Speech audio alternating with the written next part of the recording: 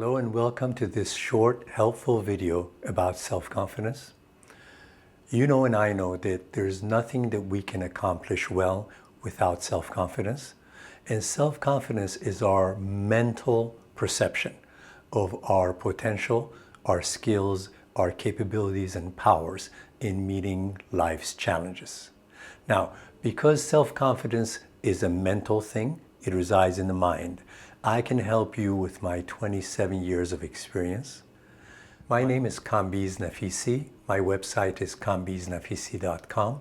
And over the past 27 years, I've helped more than 10,000 people in 12 different countries maximize their self-confidence through my unique approach that I call coming full circle.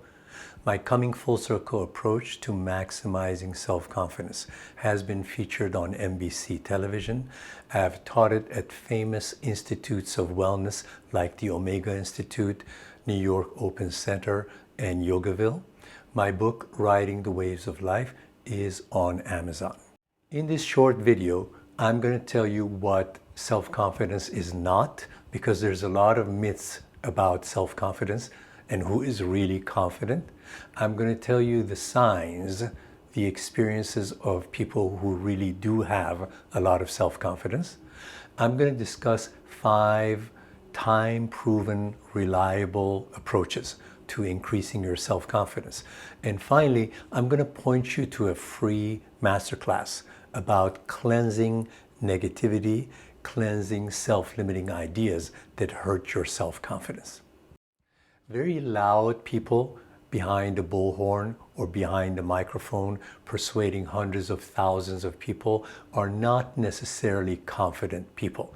There have actually been rock stars performing in front of 100,000 people who had stage fright and feeling very insecure playing the guitar in front of all those people. People who flaunt their wealth on social media in the streets are not necessarily self-confident people. A lot of people hide behind their money because they don't feel valuable as human beings. Money is great to have, but it's not a source of self-confidence. What about people who are always looking gorgeous? There are people who confuse looking good with feeling good. Okay? Having several nose jobs, having a very skimpy bikini on the beach and doing selfies, being a muscle man on the beach, all of this stuff is not necessarily a source of self-confidence. It is great to look great physically, but if you don't feel good about yourself, you will not have self-confidence.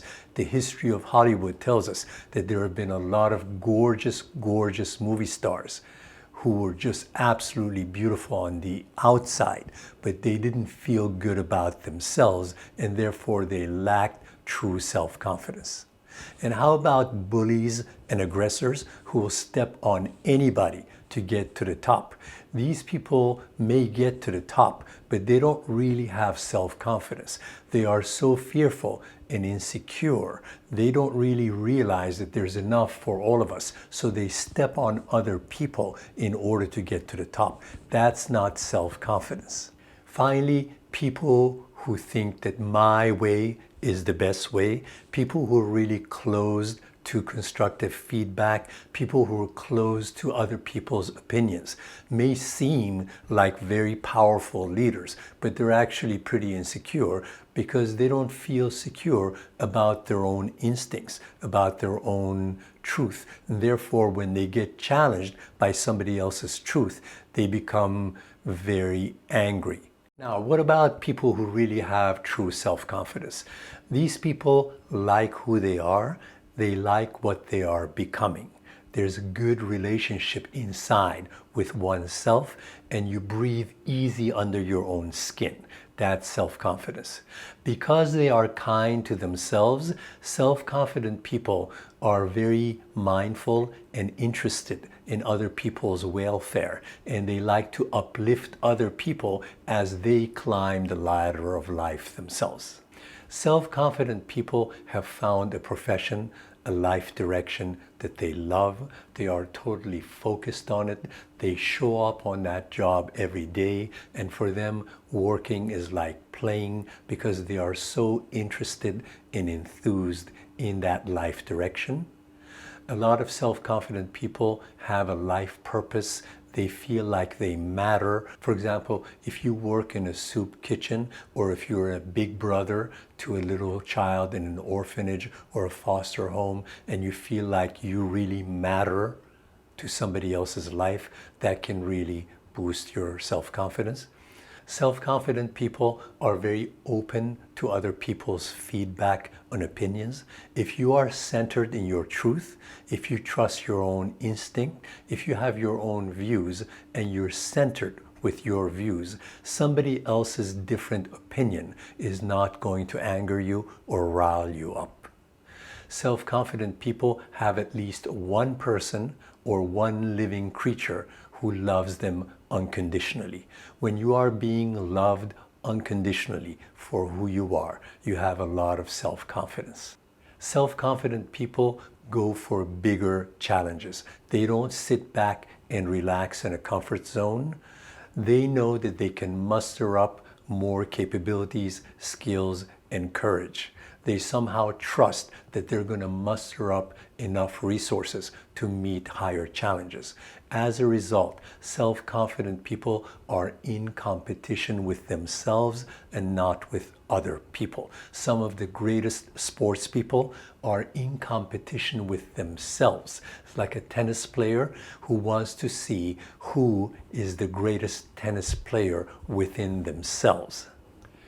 Because self-confident people go for big challenges, they get scared and they do it anyways. They are willing to feel vulnerable because they're stepping out of their comfort zone, so they accept fear and vulnerability as part of being human.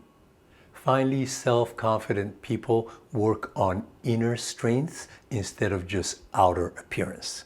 A self-confident person is working on courage, creativity, skills, education, faith. You see, all of these are inner muscles that you can build. Beauty is very powerful. There's nothing wrong with beauty. But when you have inner strengths like education, skill level, problem-solving skills, creativity, power of persuasion, these are inner strengths that you can rely on, and then you can get everything else that you want through inner strengths.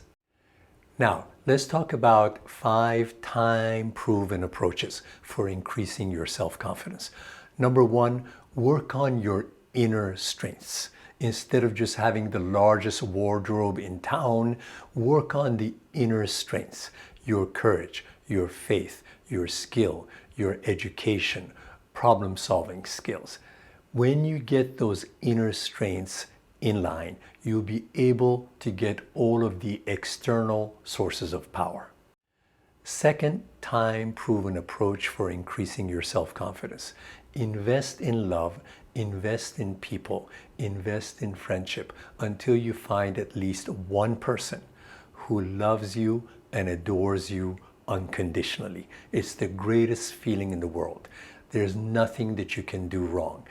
Even if a puppy dog in your home loves you unconditionally, that's going to make you feel really great about yourself and self-confident. Next, find a profession, activity, or hobby that you love, something that you're really interested in, some activity that complements your God-given talents.